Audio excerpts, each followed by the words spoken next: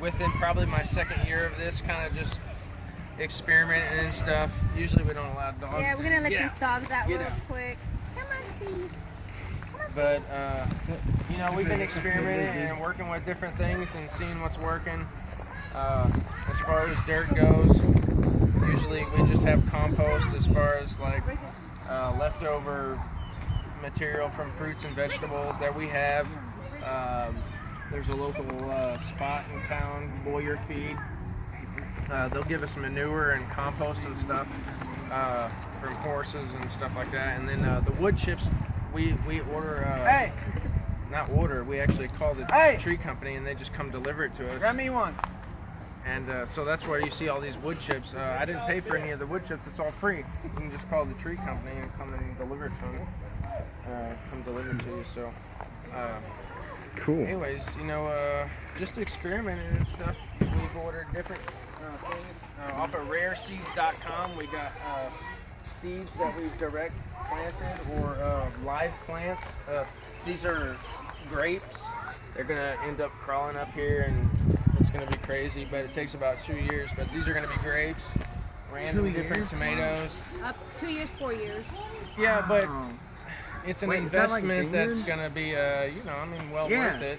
At the end, you can see that, you know, I think that fruit, you know, the plants will speak volumes in their color of how vibrant they are. You know, all these green beans that we're going to harvest here in a little bit. These are, you know, flourishing. This is a corn, beans, and squash mix. Last time I had a couple people over. Rick Donaldson and stuff, and we were talking about how the corn, beans, and squash, they mix very well together and stuff. And I don't know, the corn, this is corn that's doing pretty good. Squash is doing okay. I put some foil down here on the bottom. Supposedly it helps repel the squash bind, borers. Well, it's an experiment. We'll see how it works. But I'm not really an organizer when it comes to garden. I kind of just plant stuff and see how it goes. These are, you know, different kind of tomatillos and peppers that we got going. I think because of the kind of cooler weather we've had so far, the peppers haven't really grown as much as they should. But the tomatoes, I mean, these things are crazy. They're taking off, and you can see all kinds of good stuff coming here. The tomatoes are... But it's all about the sun. I think, you know, depending on how much sun it gets is depending on how much it grows, and of course all that. I'm very new to all this, so this is a dill plant. It's about as tall as me. Do your research on dill. Dill's pretty cool. We got some wheat here. I think we're gonna experiment with wheat. Maybe brew some beer or something. We'll see what's going on. We'll see what's happening. There's parsley. There's bee balm. There's basil, there's fenugreek, more wheat back there, all kinds of stuff that we're growing here. Pretty cool. I'm trying to get the seeds off here. As you can see, these are dried out. Seed. Anybody can come sample these. It's like a mint bubble gum. Delicious. It's like a breath mint mouthwash. Yep. It's the seed of a dill plant. Anyway, it's very refreshing.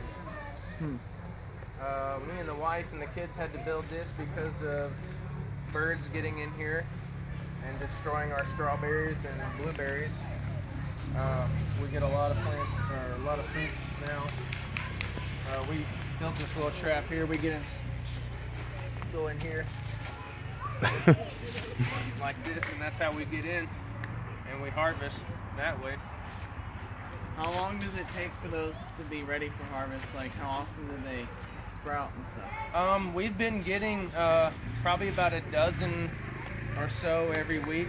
Really? Yeah, and these are the red strawberries, and these are the white soul strawberries. I've never heard of white soul strawberries. Me neither, until I started researching. What do they look like? They're just white. Here, let me get you some. This connection to 4. Can't just go in.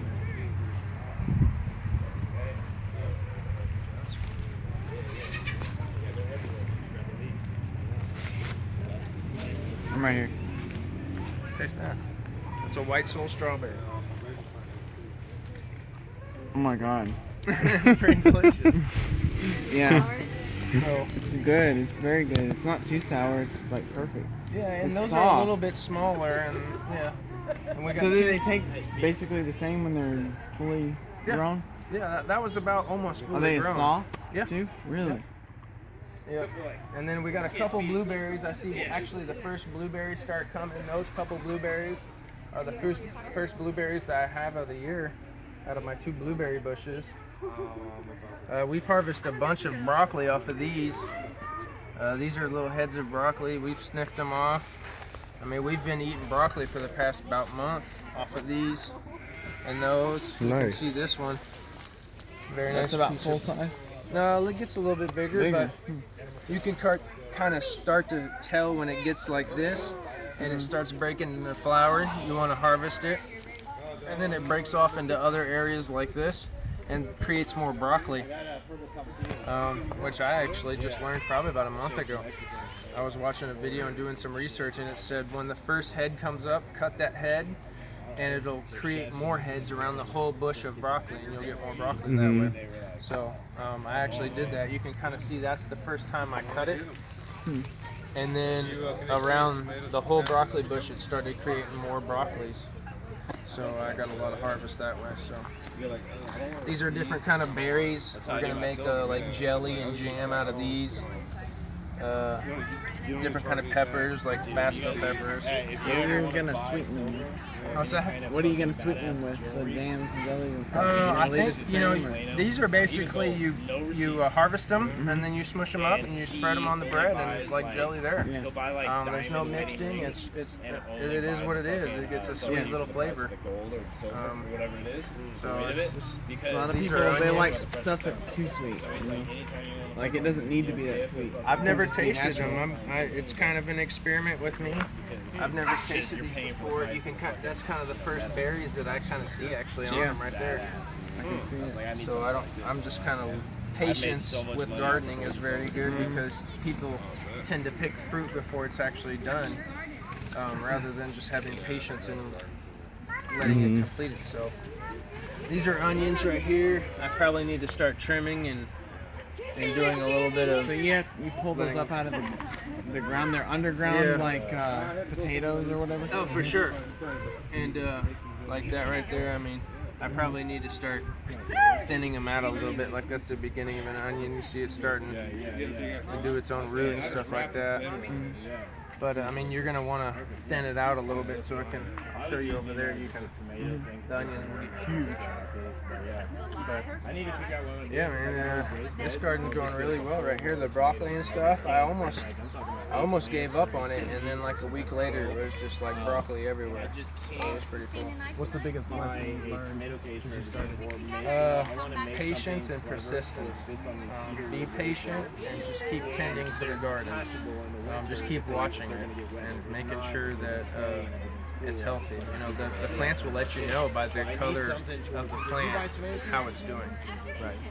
And just pay attention. That's all. I think that's the number one lesson. Cool. Yeah. We'll go over here. I got some cabbage going over here.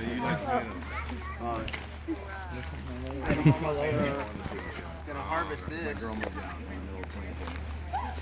That looks pretty. I mean, I'm all new to this, so I'm kind of being patient and waiting to see how long I can go on that to harvest it. Got a couple more here. These are artichokes. Me and Ryan were talking earlier. We were talking about artichokes and being overwatered, and maybe the plants are telling me that they're being a little overwatered because over there I have 2 artichoke plants. They're less watered and they're very these are much all more green. vibrant green. Yeah. A lot of times too, like I know at my job when plants get overwatered, they get yellow leaves. Sometimes they'll get way black easier tips. to And, overwater and like kill your plant than underwater and kill your plant too. So And- you just gotta pay attention to small things, you know. I don't know if the cabbage is the same way, but whenever I grow bok choy, if it starts to flower, the leaves will start getting kind of hard. Yeah, you have to. So you pull wanna- it. It's not really edible in the leafy part, even with Yeah. the lettuce. It goes all the way through the line. Yeah, everything gets like more milder and bitter. Yeah. Yeah, so, you know, you just gotta know to pull it. We built this little random I should say my wife built it for this random tomato plant. Couple beans here, got some peas here. Like I said, I'm not very much an organized gardener. I kind of just like Albert Einstein shit and throw it together and see how it happens. As long as you know where it is. Right, you know, all I got matters. like random basil here that's doing really well, cucumbers, artichokes, just different stuff. I like to experiment and see how it works, and then when I find out something, I'm like, oh shit, that was a total failure. Well, I know that doesn't work, so you know, it's stuff that works together. Is that a sweet potato or? No, these are actually, I have it on my computer. There's some kind of bean. Okay. Yeah. For sure. So the It's a really good Hyacinth? looking bean. Mine are just getting beat down by the sun, and they're not doing well Dark at all. stem and green leaves. Mm-hmm. Yeah. You like someone? Probably be like a purple fucking green bean or something. My beans are getting beat down. Sounds like you're gonna cry. You remember, you're so old, you remember Yeah, I it's a lot of sun, and I have a weird environment because I got this better- delivered for like half